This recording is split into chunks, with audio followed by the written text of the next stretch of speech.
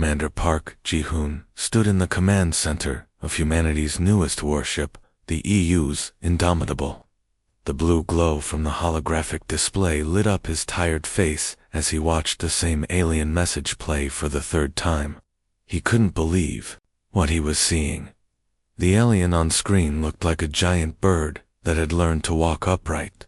Its skin was so thin you could almost see through it, and when it spoke, the words came out shaky and desperate.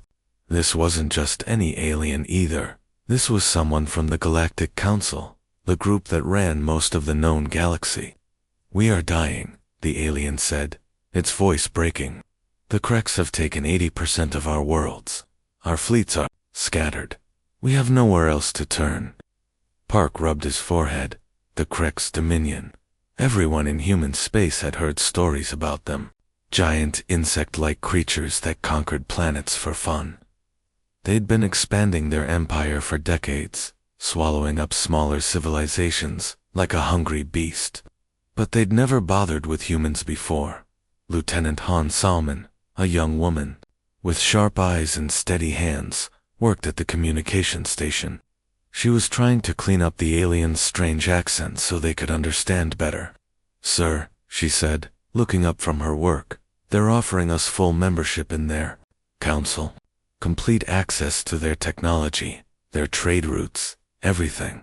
All they want in return is for us to help them fight." Park almost laughed against the Kreks' dominion.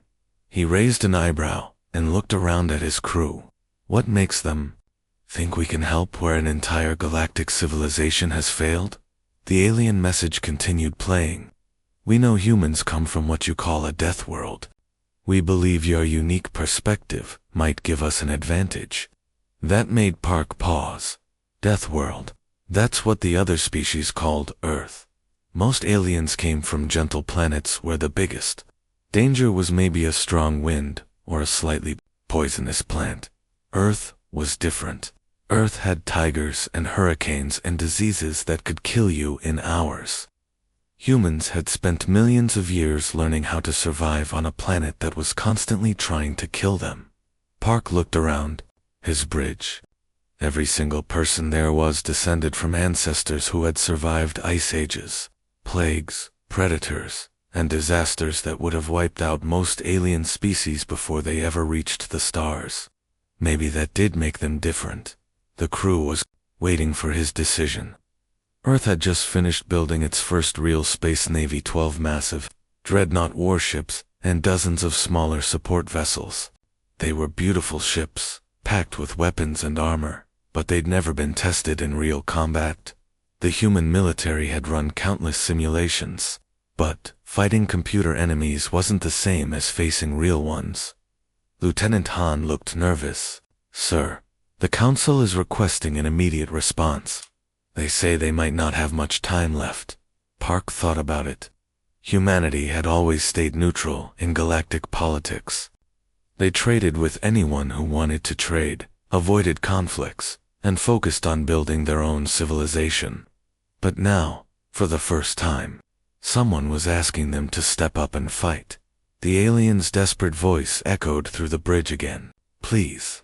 We have children on those worlds, families, entire civilizations that will disappear forever if the Kreks aren't stopped." That decided it for Park. He'd joined the military to protect people, and it didn't matter if those people were human or alien. "Send a reply," he said, his voice firm. "Tell them we'll consider their request seriously and prep the entire fleet for immediate departure." The bridge erupted in quiet activity as his crew got to work.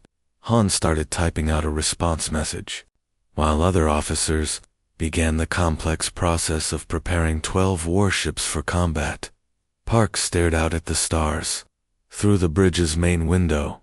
Somewhere out there, an entire galactic civilization was dying, and somehow, they thought a small fleet of ships from a death world could save them. He just hoped they were right. 3 days of traveling through hyperspace had given the human fleet time to study everything the Galactic Council had sent them. Captain Lee Minho sat in his command chair aboard the warship Thunderstrike. reading through battle reports that made his stomach turn, not because of the violence, but because of how badly the aliens were losing. "This is completely insane," he said into his communicator, speaking directly to Admiral Kim Hyjin on the flagship. "These council species have no idea how to fight a real war. They're treating this like some kind of gentleman's duel, while the Kreks are butchering entire planets." Admiral Kim's voice crackled back through the COM system. She was a veteran of humanity's border conflicts, a woman who understood that sometimes you had to be ruthless to protect the innocent. "What, exactly, are they doing wrong?" Lee pulled up a holographic display showing the Council's recent battles. The images were painful to watch. They don't coordinate their attacks at all. Each ship fights alone, like they're trying to prove their individual courage. They actually announce their battle plans to the enemy before attacking. They give warnings before firing weapons.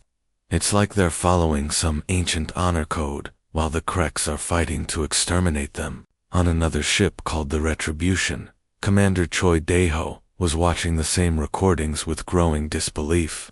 These alien species had technology that was centuries ahead of humanity in some ways. Their ships were faster, their energy shields were stronger, their weapons could punch through armor that would stop human bullets. But they fought like children playing war games. Admiral Choi called over the fleet communication system. "I'm watching a battle where 12 council ships attacked a single Krek's fortress, but instead of working together, they took turns. They literally formed a line and attacked one at a time, while the others watched. The Kreks destroyed them easily because they could focus all their defenses on one ship at a time." Admiral Kim felt her jaw tighten. She'd spent her entire military career learning how to coordinate complex attacks involving dozens of ships, hundreds of fighters, and thousands of Marines. The idea of fighting without teamwork was foreign to her. How did these species ever survive long enough to build spaceships? Lieutenant Colonel Nam Juan, who commanded the fleet's marine forces, had been studying the alien species themselves. "Ma'am, I think I understand the problem. Most of these council races evolved from prey animals, herbivores, plant eaters. On their home planets, the biggest threat they faced was maybe a storm or a forest fire. They never had to deal with predators trying to hunt them down." The implications hit everyone on the communication channel at the same time. Humans had evolved differently. For millions of years, humanity's ancestors had been both predators and prey. They'd hunted mammoth and been stalked by tigers.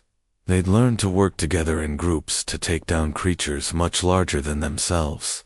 They'd survived ice ages, plagues, volcanic eruptions, and countless wars. "And now they're facing the Kreks," Admiral Kim said quietly. "A species that evolved as pure predators. Pack hunters who've spent their entire history conquering and consuming other civilizations." Captain Lee looked at the tactical data showing Krek's fleet movements. The insect-like aliens moved with the coordinated precision of wolves hunting deer. They used ambush tactics, attacked weak points, and showed no mercy to defeated enemies. Against the scattered, individualistic fighting style of the Council species, the Kreks were winning every single battle. "Admiral," said Commander Choi, "the Council species aren't just losing because they're outgunned. They're losing because they don't understand what war actually is. To them, fighting is about proving honor and courage. To the Kreks, war is about survival and dominance. And to us?" Admiral Kim asked. The entire fleet channel was quiet for a moment. Then Captain Lee answered for all of them. "To us, war is about protecting the innocent and destroying those who threaten them by any means necessary." Admiral Kim nodded grimly. "Set course for the Altair system. The Council's last major fleet is there, and they're about to face another Kreks attack. If we're going to save these people, we need to show them how humans fight when everything is on the line." The human fleet changed direction, moving toward a battle that would change the galaxy forever. The moment the human fleet dropped out of hyperspace near Altair 4, Emergency alarms started screaming across every Council defense station in the system. The timing couldn't have been worse, or perhaps it was perfect, depending on how you looked at it. Ensign Oh Taeyong, barely 23 years old and fresh from the academy, was monitoring the sensor readings when her screen lit up with contacts. Admiral, we've got 47 Krek ships incoming. Large formation, moving fast, toward the Council forces. Admiral Kim Haijin stepped forward to the main tactical display, her experienced eyes quickly taking in the battlefield. What she saw made her shake her head in disbelief. The Council had 12 ships positioned around their defense platforms, but they weren't even trying to coordinate their movements. Each captain seemed to be making their own decisions about where to go and what to do. Council fleet is breaking formation, Ensign O reported, her voice filled with confusion. Ma'am, they're actually retreating. The Kreks haven't even fired yet, and half the Council ships are already running away. Kim watched as the alien vessels scattered like frightened birds. Some headed for the outer planets, others dove toward the system's gas giant, and a few just seemed to be flying in random directions. Meanwhile, the Kreks fleet advanced in a perfect straight line, their ships moving together like a school of deadly fish. This is exactly what we expected, Kim said to her bridge crew. The Council species fight like individuals. The Kreks fight like a pack. But humans, she smiled grimly. We fight like an army. She activated the fleet-wide communication system. All ships. This is Admiral Kim. Execute battle formation. Omega 7. We're going to show both sides what real coordination looks like. The 12 human dreadnoughts moved with a precision that stunned everyone watching, while the Council ships fled in panic and the Kreks advanced in their predictable formation. The human fleet did something neither side expected. They split into 3 groups and used the system's asteroid field as cover. Captain Yoon Minseok, commanding the warship Vengeance, led the first group through the densest part of the asteroid field. His ship's advanced navigation systems, designed for Earth's chaotic space environment, handled the obstacles with ease. First squadron in position, he reported. We have a clear shot at their command ship. The other 2 human squadrons had moved around the sides of the battlefield, using the asteroids to hide their approach. In just 3 minutes, they had the Kreks fleet surrounded, without the insects even realizing it. Kreks flagship identified and targeted, Captain Yoon announced. All weapons locked on. Waiting for your order, Admiral. Kim didn't hesitate. All ships, open fire. Hit them hard and fast. What happened next lasted less than 12 minutes, but it changed how every species in the galaxy thought about warfare. The 12 human dreadnoughts focused all their firepower on the Kreks command ship first, the massive insect vessel, designed to intimidate enemies with its size and armor, simply vanished in a ball of nuclear fire. Before the remaining Kreks ships could even process what had happened, the human fleet had already moved to their next targets. They didn't fight like the Council species, engaging in one-on-one duels. They didn't fight like the Kreks, overwhelming enemies with superior numbers. They fought like wolves, bringing down a mammoth, each ship working perfectly with the others to achieve maximum damage. The human ships darted in and out of the asteroid field, appearing just long enough to fire devastating volleys, before disappearing again. The Kreks, designed for straightforward combat, couldn't adapt to these hit-and-run tactics. Their formations fell apart as ships tried to chase targets that were already gone. Enemy formation is collapsing, reported Lieutenant Park Seung from the sensor station. They're trying to regroup, but they can't coordinate without their command ship. 11 minutes and 37 seconds after the first shot was fired, the last Krek ship exploded in a flash of plasma and debris. The human fleet regrouped in perfect formation, their ships barely damaged despite being outnumbered 4-1. The communication system crackled to life. Council Admiral Veltar, speaking from his flagship that was still hiding behind one of the outer planets, sounded completely bewildered. "Human Admiral, how did you destroy their entire fleet so quickly? We've been fighting the Kreks for months and never achieved anything like that." Admiral Kim's response was simple, but it would be remembered throughout the galaxy. "We fought like humans." 2 hours after the battle, Admiral Kim found herself sitting in the most uncomfortable chair she'd ever experienced aboard the Council flagship Harmony. The meeting room was designed for a dozen different alien species, which meant it worked perfectly for none of them. Around the circular tables sat representatives from across the galaxy, all of them still processing what they'd just witnessed. Council Chairman Mordic looked like a cross between a fish and a diplomat, with gills on the sides of his neck that kept opening and closing nervously. His skin had a bluish tint, and when he spoke, his voice came out in a wet, wheezing sound that the translation computers struggled with. "Admiral Kim," he began, his gills fluttering faster than usual, "we cannot express how grateful we are for your intervention. In 12 minutes, your fleet accomplished what our forces couldn't do in 6 months of fighting." The other aliens around the table nodded in agreement. Some looked like giant birds, others resembled walking plants, and a few had tentacles instead of arms, despite their different appearances. They all shared the same expression of amazement and relief. But then Chairman Mordic's tone changed. "However, we need to discuss how future operations will be conducted. The Galactic Convention has very specific rules about warfare. Article 7 clearly states that military targets must be announced before engagement. Article 12 requires a formal declaration of intent to fight. Article 21 forbids attacking enemy vessels without giving them a chance to surrender first." Colonel Park Sung-ho, who had been quietly listening until now, couldn't take it anymore. He was a career military officer who had spent 20 years studying warfare, and what he was hearing made no sense. "Chairman, with all due respect, those rules are exactly why you're losing this war.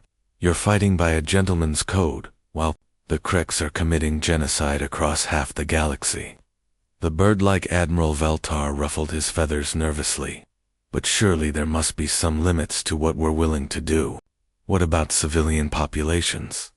Cultural heritage sites? Medical facilities? These things are sacred, even in war." Admiral Kim leaned forward, her hands folded on the table. She'd seen the intelligence reports about Krex-occupied worlds, and she knew these aliens had no idea what they were really facing. "Admiral Vilta, the Kreks don't recognize any of those limits.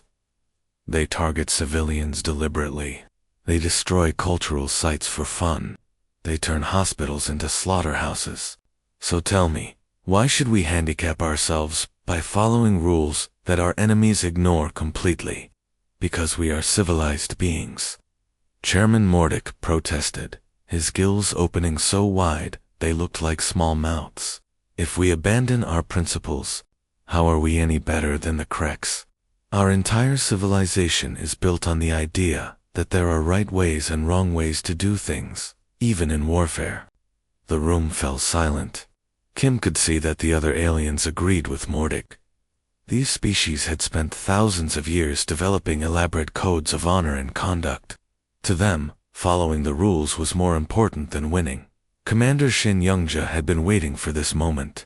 She was the fleet's intelligence officer, a woman who specialized in gathering and analyzing information about enemy activities. Without saying a word, she activated a holographic projector in the center of the table. "This footage was taken 6 days ago on Kepler 442b, she said quietly. The planet had a population of 800 million. It was known throughout the Council for its universities and art museums. The hologram showed a burning city from orbit. Then the view zoomed in, and the aliens around the table started making sounds of horror. The Kreks hadn't just conquered the planet. They had built massive processing facilities where the local population was being systematically harvested for food. The footage showed conveyor belts, industrial equipment, and things that no civilized being should ever have to see. Several of the council representatives started crying. Others made choking sounds or covered their eyes. Chairman Mordic S. Gills stopped moving entirely, and his blue skin turned almost gray. The Kreks didn't just defeat the planetary defenses, Commander Shin continued. They didn't just occupy the world. They turned an entire civilization into a livestock operation. 800 million people, reduced to a food source. The silence that followed was broken only by quiet sobbing from around the table. These aliens had known the Kreks were dangerous, but seeing the reality of it was something entirely different. Admiral Kim spoke quietly, her voice carrying the weight of someone who understood what real war meant. There are no rules in survival. There's only victory or extinction. And right now, your entire civilization is facing extinction. 2 weeks after the meeting aboard the Council flagship, Admiral Kim had made a decision that would change the course of the entire war. Instead of fighting the Kreks head-on in massive fleet battles, humanity would do what it did best: hunt. The first target was a Krek supply depot at Vigu 7, a massive space station that the insects considered absolutely unbreakable. The fortress was the size of a small moon, protected by energy shields that could stop a nuclear blast, and defended by enough weapons to destroy an entire fleet. More importantly, it coordinated supplies and reinforcements for 3 complete Kreks battle groups. If the humans could destroy it, they would cripple Kreks operations across an entire sector of space.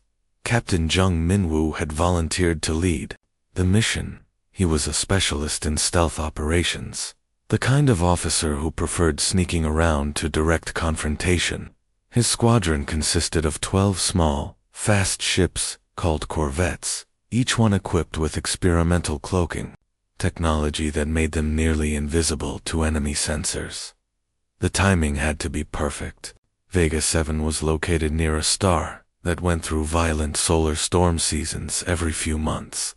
During these periods, the massive electromagnetic disturbances made it almost impossible for sensors to work properly.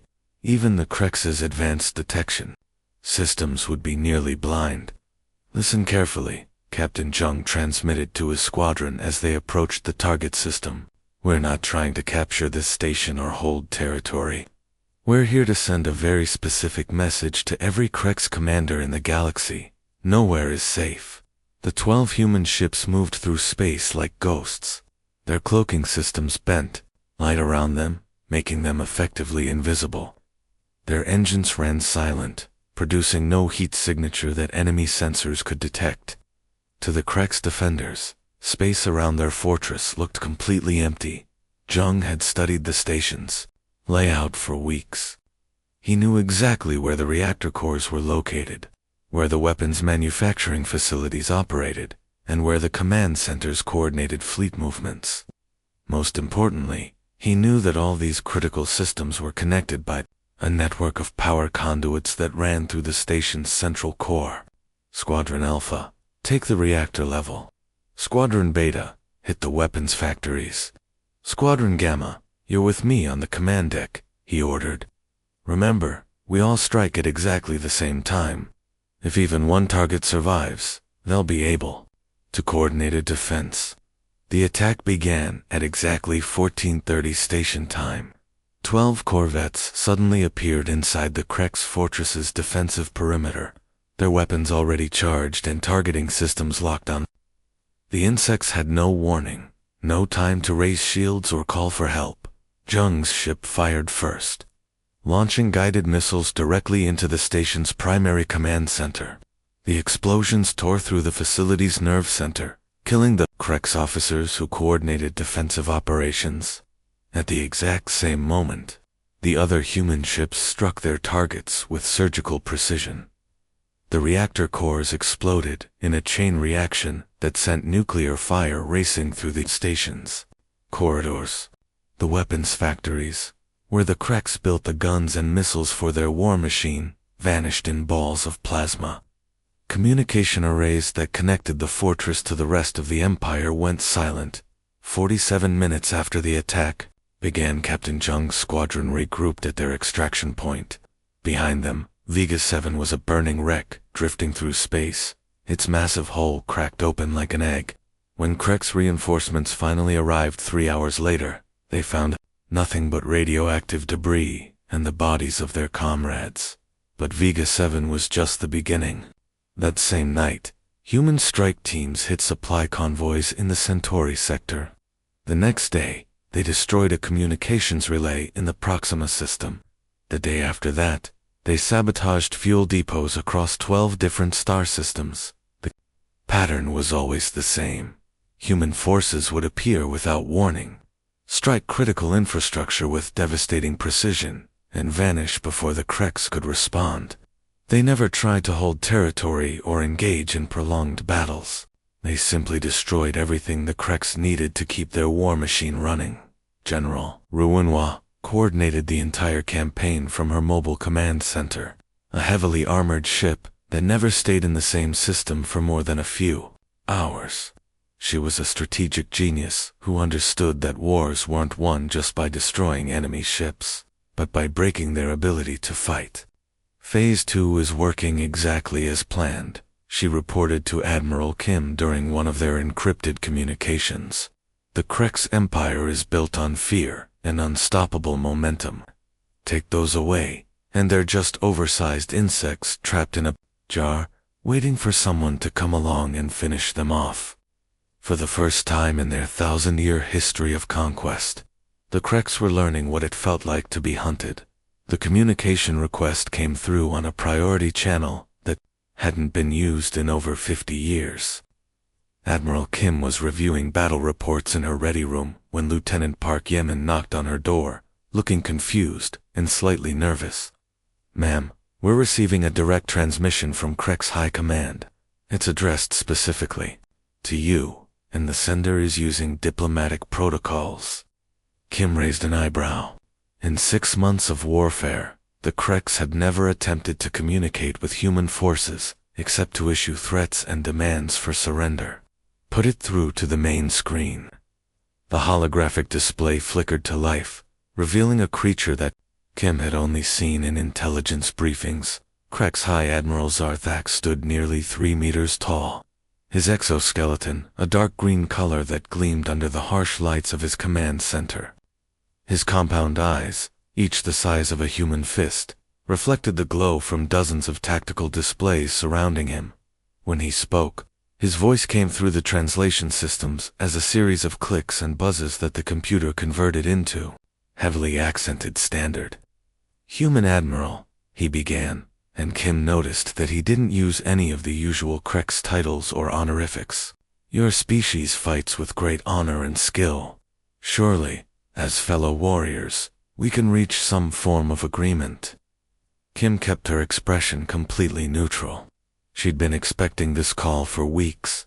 The human raids had been devastatingly effective, destroying supply lines and infrastructure across dozens of Kreks systems. Intelligence reports indicated that several Kreks battle groups had been forced to retreat from the front lines to protect their rear areas. "What kind of agreement did you have in mind?" she asked. Zarthak's mandibles clicked nervously. "We propose a cessation of hostilities. The Dominion will withdraw all forces from Council space immediately. We will return all conquered worlds to their original inhabitants, along with any survivors from our occupation. In exchange, your fleet ceases all military operations against Krek's territory." Behind Kim, Colonel Bei Jinsu let out a sound that was half laugh, half snort of disgust. She raised her hand slightly, signaling for silence, but her staff could see the anger building in her eyes.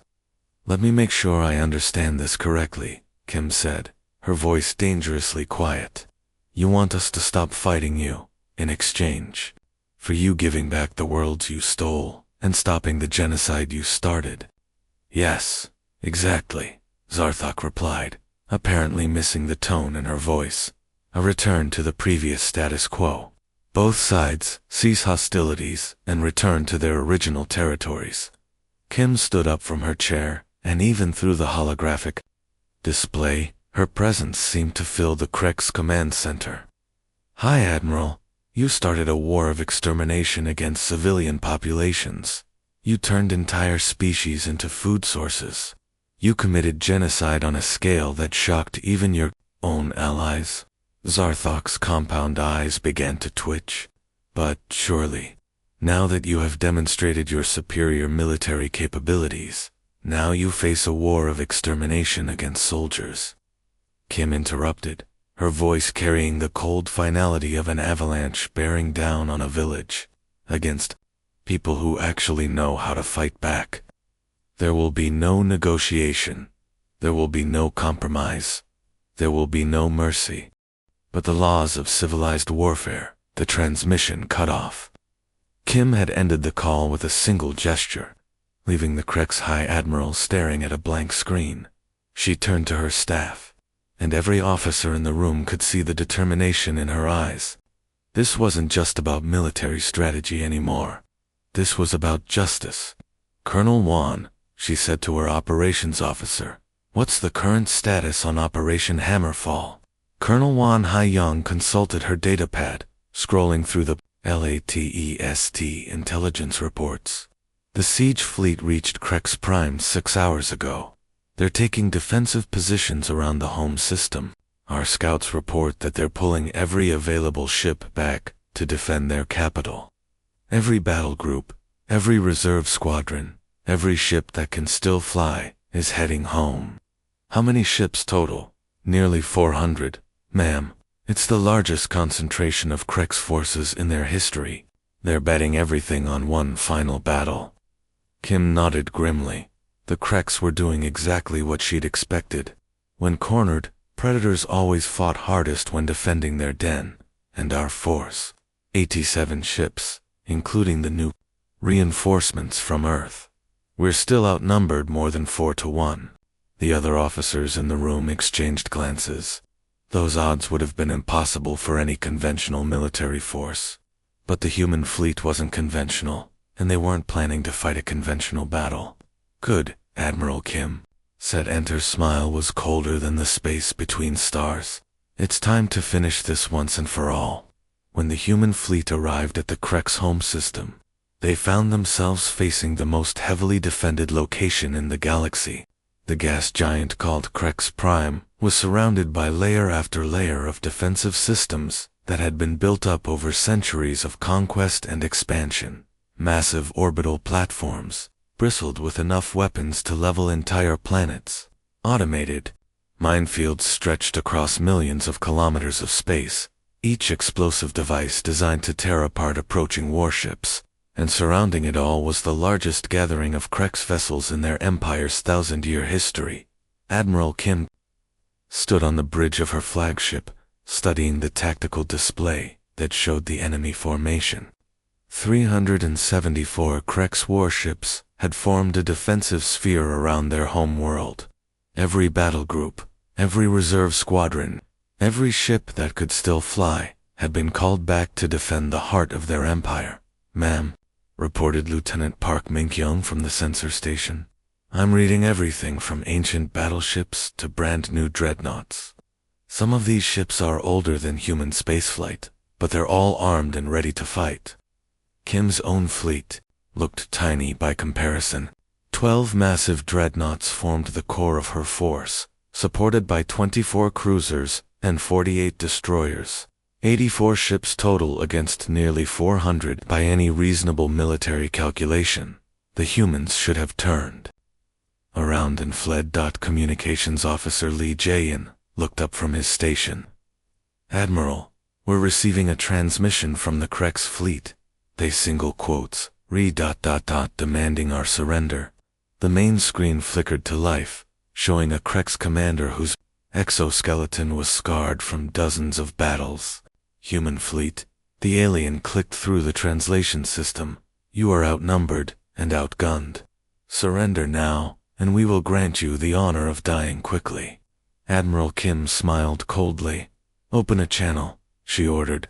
"Krex Commander, these are our terms. Unconditional surrender of all your forces, complete dismantlement of your war machine, and full reparations to every species you've harmed over the past century." The silence that followed was broken by harsh clicking sounds that the translation system identified as Krek's laughter. "Never," came the reply. "We are Kreks. We do not surrender to inferior species." The transmission ended, and Kim turned to her. "Bridge crew? Well, I suppose that settles it. Captain Song, what's your assessment of their defensive formation?" Captain Song Yoonji had just been promoted to command the Retribution after her previous captain was wounded in a raid. She was young for such a position, but she had a brilliant tactical mind that had caught the Admiral's attention. "Ma'am, their formation is solid but completely predictable. They've arranged their ships in a classic defensive sphere, with their heaviest vessels forming the outer layer. They're clearly expecting us to charge straight at them in a frontal assault.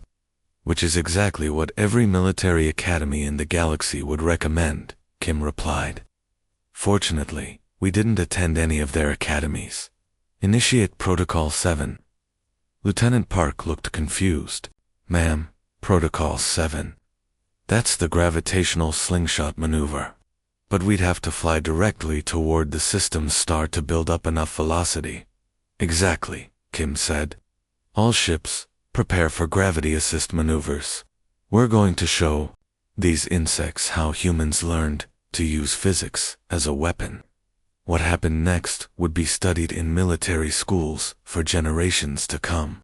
Instead of charging toward the Krek's defensive line like every other species would have done, the human fleet turned and dove straight toward the system's primary star.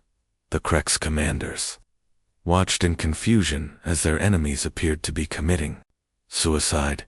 Flying that close to a star was incredibly dangerous, requiring precise navigation and perfect timing. Most species would never attempt such a maneuver, especially during a battle. But humans had been using gravitational physics to their advantage since their earliest space missions. As the fleet approached the star, its massive gravity well grabbed the human ships and accelerated them to incredible speeds. The vessels whipped around the star like stones in a slingshot, building up velocity that no conventional engine could achieve. "Velocity at maximum," reported the navigation officer. "We're moving faster than any Krek's ship can match." The human fleet emerged from behind the star, moving at nearly 1/10 the speed of light. But instead of heading directly toward the enemy formation, they angled toward the system's south pole. The Kreks had positioned all their defenses around the equatorial plane, never imagining that anyone would approach from above or below. Even better, the humans were approaching through Krek's Prime's ring system, using the countless chunks of ice and rock as natural cover. The orbital debris made it nearly impossible for Krek's sensors to get clear targeting solutions. "Using the rings as cover," whispered Lieutenant Park Minkyung, her voice filled with admiration. "That's absolutely brilliant." Admiral Kim nodded grimly as her fleet prepared to strike. "The Battle of Krek's Prime has begun. Let's show them what happens when prey animals evolve into apex predators." The moment the human fleet emerged from Krek's Prime's ring system, moving at impossible speeds from their gravitational slingshot maneuver, military history changed forever. What happened next would be analyzed, studied, and taught in war colleges across the galaxy for centuries to come. Captain Kim Jung-woo commanded the lead dreadnought squadron, 12 massive warships that had been accelerated to nearly 1/10 light speed by the star's gravity. As his ships punched through the outer edge of the Krek's defensive formation, he opened fire on the enemy command vessels with surgical precision. "All ships. Primary targets are their command and control centers," he transmitted to his squadron. "We break their ability to coordinate, and the rest of their fleet becomes just a mob of individual ships." The Krek's formation, which had looked so solid and intimidating from a distance, began to crumble under the human assault. The insects had arranged their ships in neat, orderly lines that looked impressive but were actually incredibly vulnerable to the kind of attack the humans were launching. What made it worse for the Kreks was how they fought. Each ship captain was trying to prove their individual courage and skill, seeking personal glory in combat.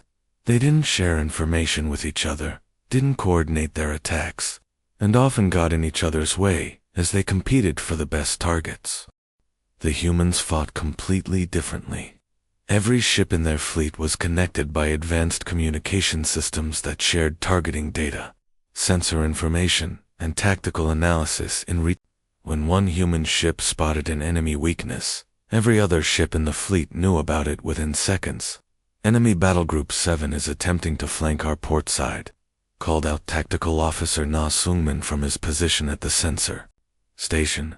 He was tracking the movements of dozens of ships simultaneously, something that would have been impossible without the fleet's integrated computer systems. Admiral Kim didn't even hesitate.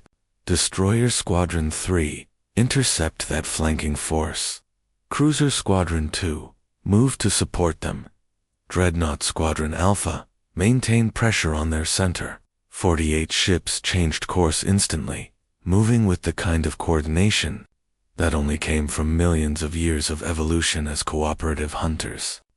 The human fleet moved like a pack of wolves bringing down a mammoth, each ship playing its part in a larger strategy that the Kreks couldn't even understand, much less counter. The battle raged for 6 brutal hours. Human ships took heavy damage from Kreks' weapons, their armor scarred, and their hulls breached in dozens of places, but they kept fighting with the same stubborn tenacity that had carried humanity through ice ages, volcanic winters, and countless other extinction events on their deadly homeworld. Captain Lee Soying's cruiser lost its main engines and half its weapons systems, but she kept firing with whatever guns still worked. Commander Chen Haiyanwu's destroyer was leaking atmosphere from 3 hull breaches, but his crew sealed the compartments and continued their attack run. This was the Deathworld advantage in action, humans who simply refused to give up, no matter how bad things got. The Kreks, meanwhile, were slowly falling apart. Their individual ship captains were skilled fighters, but they had never learned to work together as a unit. When their command ships started exploding under concentrated human fire, the remaining vessels began to panic. The turning point came when Admiral Kim's flagship, the Indomitable, led a coordinated strike against the Kreks command vessel. High Admiral Zarthak's massive battleship, which had seemed invincible with its thick armor and powerful shields, simply vanished in a pillar of nuclear plasma as 12 human dreadnoughts focused their fire on it simultaneously. Without their supreme commander to give orders, the Kreks fleet began to collapse. Ships that had been fighting desperately just moments before suddenly stopped firing. Captains who had boasted about dying before surrendering began broadcasting requests for mercy. Lieutenant Im Chae-young, monitoring the communication channels, could barely believe what she was hearing. "Ma'am, they're requesting terms of surrender. The entire fleet is asking to negotiate." Admiral Kim looked around her damaged bridge, at her tired crew who had just fought the most important battle in human history. Then she nodded grimly. "Tell them we'll discuss their surrender after every single Krek ship has powered down weapons and deactivated their shields. Complete disarmament first, then we talk." For the first time in their 1,000-year history of conquest, the Kreks had chosen survival over combat. 6 months after the Battle of Kreks Prime, Admiral Kim found herself walking through the halls of the rebuilt Galactic Council chambers. The last time she'd been here, the building had been half empty, filled with desperate refugees from dozens of conquered worlds. Now, it buzzed with activity as representatives from hundreds of species gathered for the most important political meeting in galactic history. The chamber itself was massive, designed to accommodate the incredible diversity of alien life forms that made up the council. Some delegates floated in tanks of liquid, others perched on specially designed platforms, and a few existed as energy beings that appeared as glowing orbs. Despite their different forms, they all shared one thing in common: they were watching. The human delegation with a mixture of gratitude and fear. Admiral Kim stepped up to the central podium, her dress uniform crisp and professional.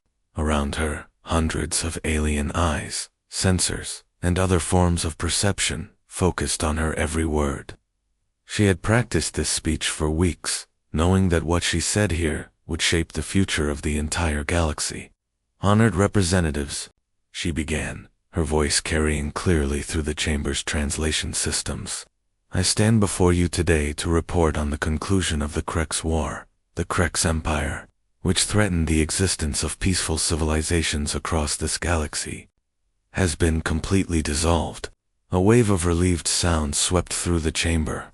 Some aliens made chirping noises, others released pheromones that the translation computers identified as expressions of joy, and a few simply glowed brighter. Kim continued, "Their military machine has been dismantled. Every Krex warship has been destroyed or converted to civilian use. Their conquered worlds have been returned to their original inhabitants, along with any survivors from the occupation. Currently, war crimes tribunals are processing Krex officers who participated in genocide operations." Council Chairman Mordic, the fish-like alien who had first contacted humanity for help, raised one of his fins. His gill slits were still fluttering nervously, a habit he'd developed during the war years. "Admiral Kim, we cannot express our gratitude for what humanity has done.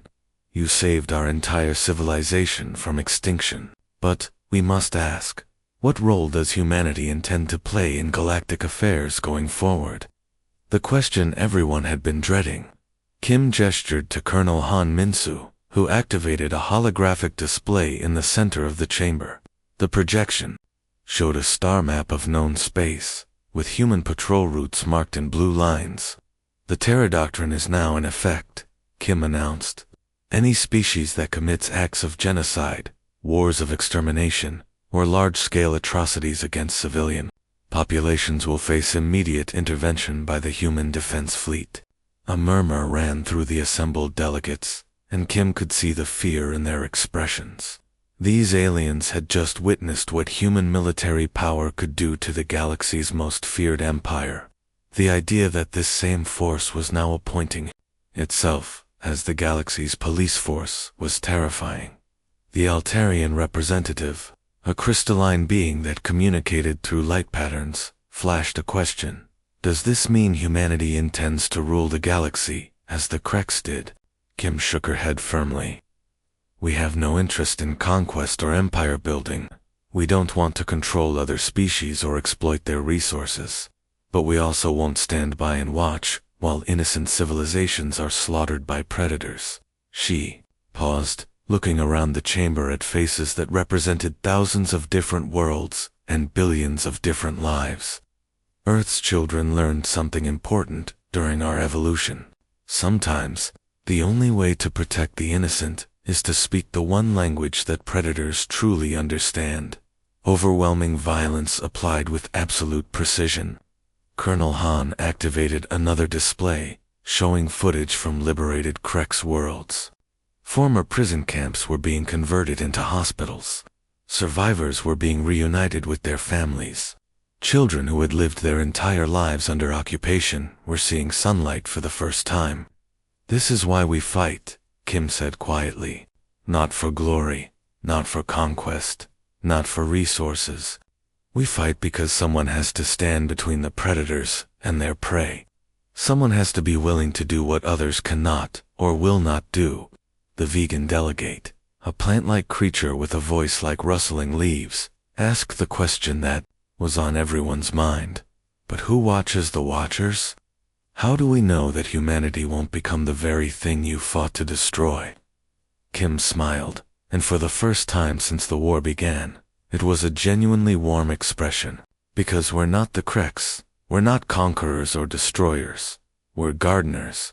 And gardeners don't just plant seeds and walk away. They tend their gardens. They protect them from weeds and pests. They help them grow." As the human delegation prepared to leave, the chamber fell into stunned silence. These aliens had witnessed something unprecedented in galactic history. A species that possessed the power to dominate but chose instead to protect. The age of human guardianship had begun, and the galaxy would never be the same.